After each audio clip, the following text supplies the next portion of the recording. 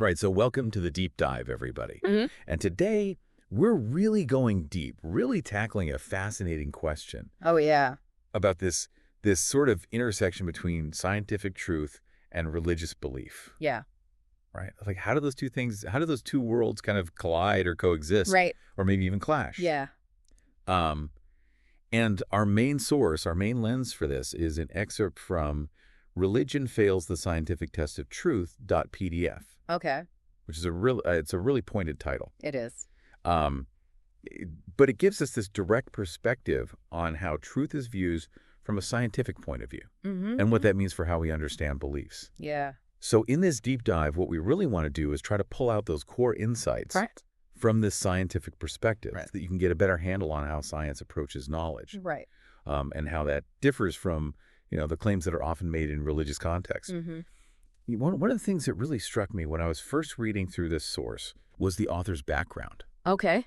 He talks about growing up in the Bronx, being fascinated by the Hayden Planetarium. Yeah. And it got me thinking about, how scientists often seem to be drawn to the unknown. Like they're comfortable with it. Yeah. Almost like they find comfort in those big questions. I think that's a really good point. That comfort with the unknown, with those big questions. Yeah. I think that really highlights a key difference in how science and religion approach these really big existential questions, Yes. right? Like they both deal with the really big Yeah. questions of existence, but their methods are really different. Yeah. Science is all about objective, verifiable evidence. Right. Things we can test, things we can measure, whereas religious truths, they're often based on personal faith, Yes. revelation, tradition, things that you kind of have to accept. Right. So right from the beginning, you have these two very different ways of looking at the world. Yeah. Exactly. Yeah. And speaking of different ways of looking at the world,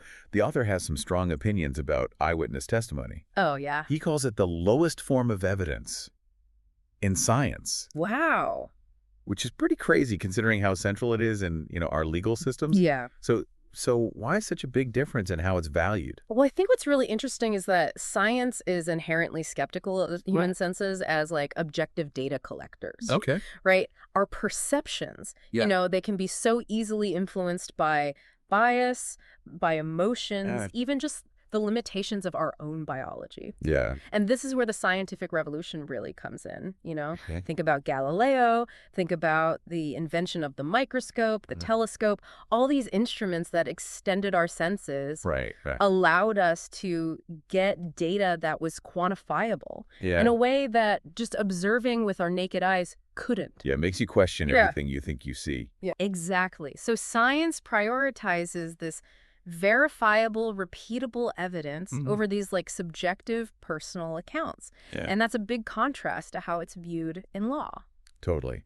And the source even uses near-death experiences. Oh, wow. As like a really interesting example. Yeah.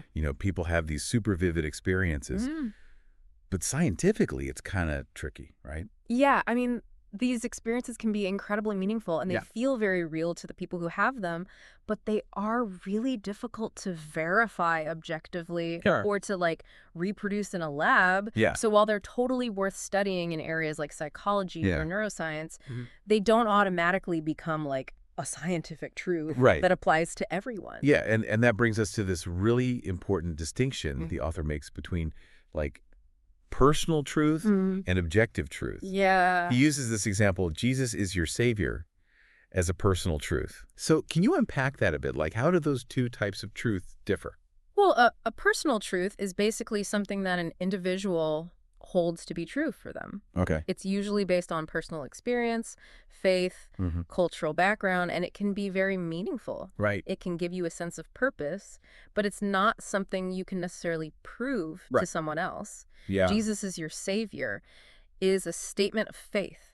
It's a personal conviction. Yeah. It's not something that's objectively provable. Yeah. Objective truths, on the other hand, are things like the laws of physics or mathematical principles. They're true whether you believe in them or not. Yeah. They exist independently. Yeah. And you can verify them through observation, through experimentation. Yeah. And, historically, a lot of conflict has come from trying to impose these personal religious truths as if they were universal, objective realities. Yeah, it's like those two categories of truth are always kind of butting heads. Yeah, exactly. The author then throws out this really interesting hypothetical.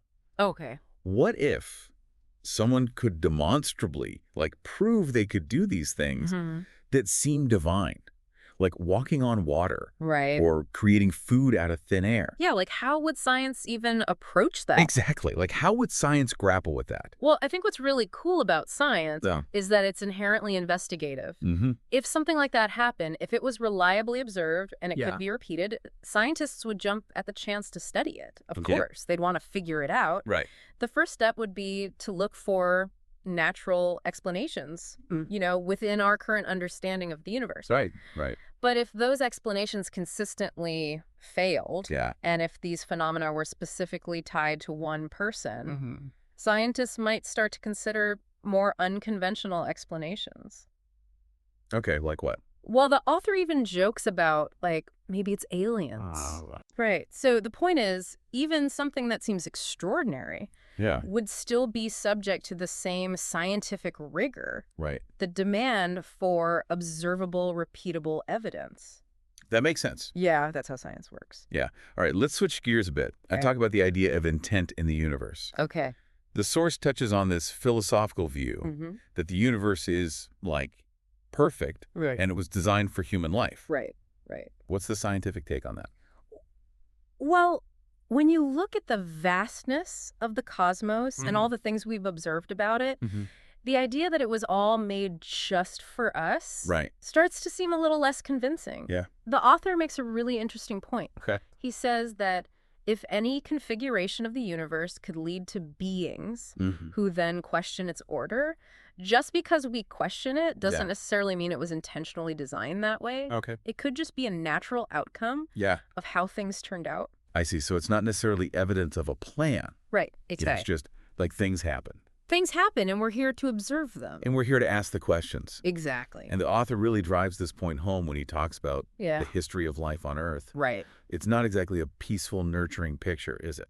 No, not at all. I mean, think about it.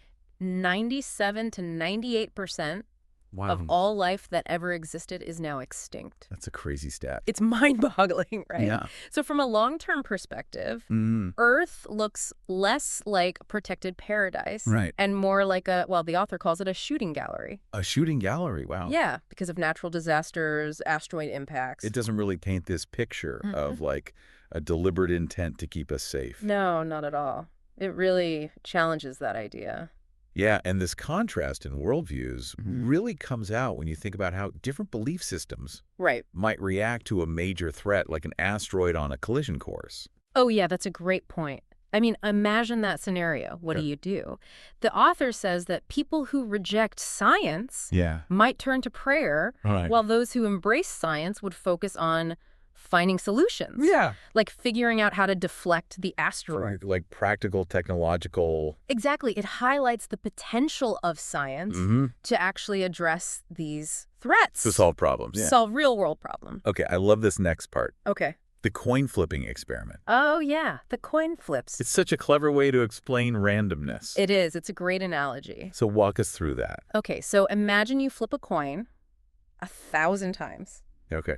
Statistically, it's very likely that someone will flip heads 10 times in a row. Right, just by chance. Exactly. It's just probability. Now imagine a journalist comes along and focuses on that one person who got 10 heads in a row. The luckiest person in the world. Right. They must have some special power. But the thing is, within the context of all those flips, that event is actually pretty predictable. Yeah, it had to happen to someone. Exactly. Yeah. So the point is, we tend to look for meaning in random events. Right, we want there to be a reason. Yeah, but sometimes it's just chance. Just chance, yeah.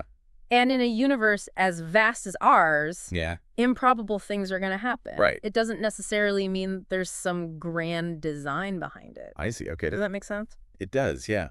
And this whole idea of the multiverse. Oh, yeah, the multiverse. Really takes that concept of randomness to a whole new level. It does. The multiverse, the idea that our universe is just one of many. Right. Each with its own laws of physics, its own initial conditions. Yeah. It's still theoretical, but it's a mind-blowing concept. It is. And it really puts things into perspective. Right. Like what we think is special or unique might just be like Tuesday in another universe. Yeah, exactly. It might be completely ordinary somewhere else. Whoa. So the multiverse, it's a really interesting way to think about randomness and probability. It really is. Okay, the source also talks about how science has sometimes been accused of, like, hubris. Right. You know, of challenging humanity's sense of self-importance. Yeah, like we're not as special as we think we are. Exactly. Yeah. What are some key examples of that? Well, think about the shift from a geocentric view, where Earth was the center of everything. Right. Everything revolved around us. Exactly. To our current understanding that we're just one planet orbiting an ordinary star in a vast galaxy. Not so special anymore. Not so special, right. It was a huge change in perspective. Right. It's like a cosmic demotion. Yeah, exactly. And that's just one example. Right, right. And then there's this whole thing about how we define intelligence. Oh, yeah, that's a big one. Especially as we're looking for life beyond Earth. Right, because we tend to define intelligence. Yeah. Based on our own abilities. Right, like how good are you at math? Exactly. Language, technology, abstract thought. But what if those aren't the only ways to be intelligent? Okay, I see what you're saying. The author points out that the genetic difference between humans and chimpanzees is relatively small. Right, like we're pretty closely related. Yeah, so the question is the difference in our intelligence also proportionally small? That's a good question. Right. And then he throws out this thought experiment. Okay. What if there's a species out there Yeah. that's just slightly more intelligent than us? Okay. Would they even recognize our intelligence? Oh. Or would we just seem like, you know, clever animals to them? That's kind of humbling. It is. And the author also points out that we have trouble communicating with other intelligent species right here on Earth. Right, like dolphins or... Yeah, even chimpanzees who are so closely related to us if we can't even communicate with them effectively. Right. How are we supposed to communicate with aliens? Yeah, it really makes you think about what we even mean by intelligence. Exactly. And how limited our perspective might be. Totally. Okay, I got to say, the ending of this deep dive really got to me. Okay. The author calls the realization that we're made of stardust the greatest gift of modern astrophysics. I love that part. Me too. It's such a beautiful and profound thought. It is. It's this amazing convergence of science and a sense of wonder, knowing that the elements that make up our bodies, everything around us, were forged in the hearts of stars. It gives you this incredible connection to the universe. But like we're not separate from it. Exactly. The universe isn't out there. It's in us. It's a part of us. It's part of who we are. Wow. And the author talks about feeling big because we're made of the same stuff as stars. Yeah, like we're not just tiny specks. Right. We're part of this grand cosmic story. Exactly. And he even brings up Carl Sagan. Oh, I love Carl Sagan. Me too. You know, Sagan said that when you're in love, you want to tell the world. Yeah. And I think that's how a lot of scientists feel. I think so too. You know, about the universe. They're in awe of it, and they want to share that awe. Exactly. It's this urge to explore, to understand. To connect. To connect, yeah. All right, so to sum up this incredible deep dive, we've explored these fundamental differences between objective scientific truth and personal religious belief. Right. We looked at how science emphasizes evidence over subjective experience. Verifiable, repeatable evidence. Exactly. We talked about the idea of universal intent, the role of randomness, and ultimately our cosmic origins. Our connection to the stars. To the stars, yeah. It's a lot to think about. It is. And it leaves us with this final question for you. Okay, me. How does all of this, this understanding of science, of the universe, how does it shape your own perspective on belief? That's a great question. On the search for meaning. Yeah, what does it mean to be made of stardust? To be a part of this vast cosmos. It's something worth pondering, for sure. Definitely. All right, that's all the time we have for today. Wow, that went by fast. I know, right? But the conversation doesn't have to end here. Keep thinking, keep exploring. Keep diving deep, everybody. And until next time, stay curious.